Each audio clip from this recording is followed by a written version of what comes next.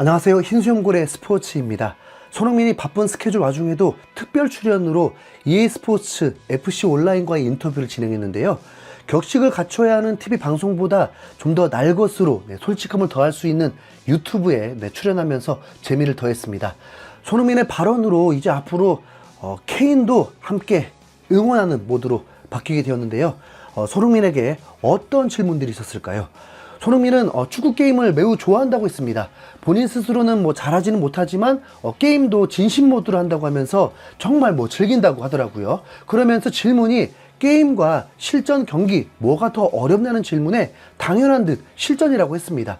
본인의 플레이에는 운이 좋았을 뿐이라고 하면서 갑자기 푸스카스상을 받았던 골 장면에 대한 얘기가 나왔는데, 손흥민 스스로 가감없이 사실은 냉정하게 2명 제끼고 넣었을 뿐이다라면서 듣고 있는 저조차도 민망했었습니다.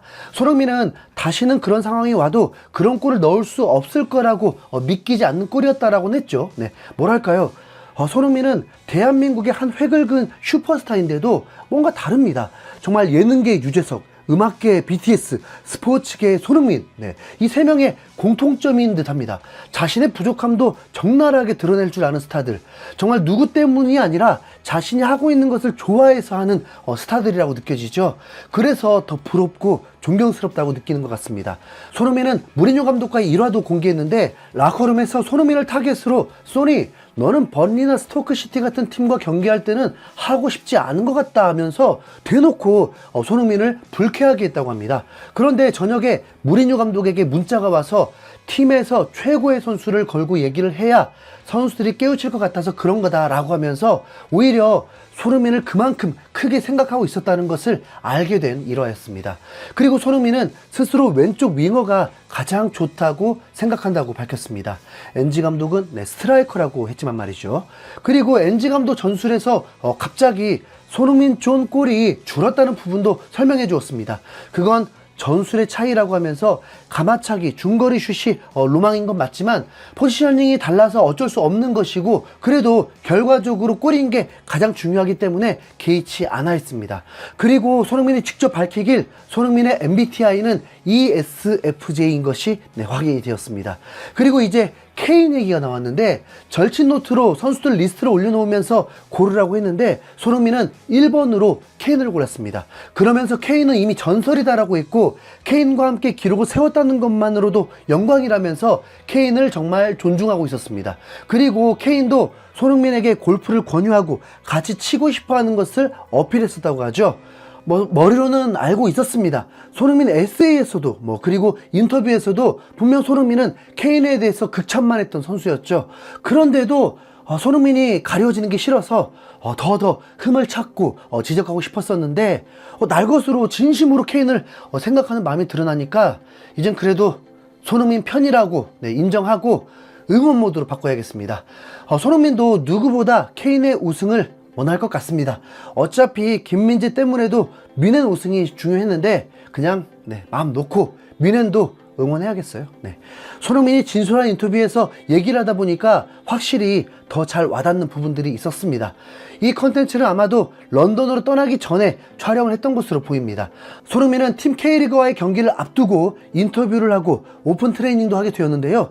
인터뷰를 진행할 때는 한 외신 기자로부터 언젠가 은퇴 전에 K리그에서 뛸 계획이 있느냐는 질문을 받게 되었습니다. 그러자 손흥민은 축구에선 미래를 예측할 수 없다. 이 자리에서 K리그에서 뛸 거냐고 묻는다면 내겐 당장 할 말이 없다.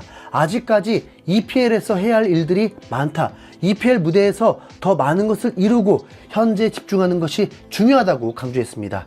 EPL에서 해야 할 일이 많이 남아있다고 말한 건 그만큼 더 오랫동안 EPL에 남겠다는 의지 같아서 매우 좋네요. 딱 우승 3번만 하고 은퇴했으면 좋겠습니다. 손흥민은 K리그에 대해서 동료, 선후배들이 뛰고 있는 K리그에 대한 관심은 늘 갖고 있다. 영국에서 거주하다 보니 생중계로 많은 경기를 접하지 못해도 꾸준히 챙겨보려고 한다. K리그도 항상 내 머릿속에 있다라고 했습니다. 생각보다 엔지 감독은 한국에서 인기가 없나 그렇게 느꼈는데, 우선 공항에 등장했을 때 팬들의 환호가 좀 크지 않았고, 오픈 트레이닝에서도 함성이 그리 크지 않았습니다. 엔지 감독은 손흥민을 주장으로 선택한 감독이고, 손흥민을 그 어떤 있던 선수들보다 믿으며 공격수가 손흥민 3명이면 좋겠다고까지 했던 감독입니다. 그리고 토트넘 수비 축구 때문에 몇 년 동안 힘든 것도 있었는데 과감한 공격 축구로 경기 볼만나게 만들어주고 있죠. 그리고 양민혁에 대한 평가도 매우 긍정적으로 했습니다. 스카우트 팀에서 상당히 관심을 갖고 지켜본 선수다. 어리지만 상당한 재능을 갖춘 선수와 함께 하게 됐다. 미래가 밝은 활약을 보여준 것 같아 기대가 된다. 하루빨리 팀에 합류해 선수가 성장하는 모습을 지켜보는 것도 기대가 된다 라고 했습니다. 왠지 NG 감독이 양민혁을 외면할 것 같진 않은 느낌이 듭니다. NG 감독을 통해서 확실히 알게 된 것은 히샬리송은 현재까지 부상이 회복이 안 되었다는 것이었죠. 아마 휴식기 동안 몸을 만들면서 또 부상을 당했나 봐요. 그렇지 않고선 벌써 4개월째인데 진짜 유리몸인 거죠. 히샬리송은 의외로 정말 높은 인기를 얻고 있었습니다. 오픈 트레이닝 때 벤치에 있는 모습이 전광판에 나왔는데 엄청난 함성이 터졌고 히샬리송이 부끄러워하면서도 즐기고 있었습니다. 그리고 인기라고 하면 베리바를 빼놓을 수 없죠.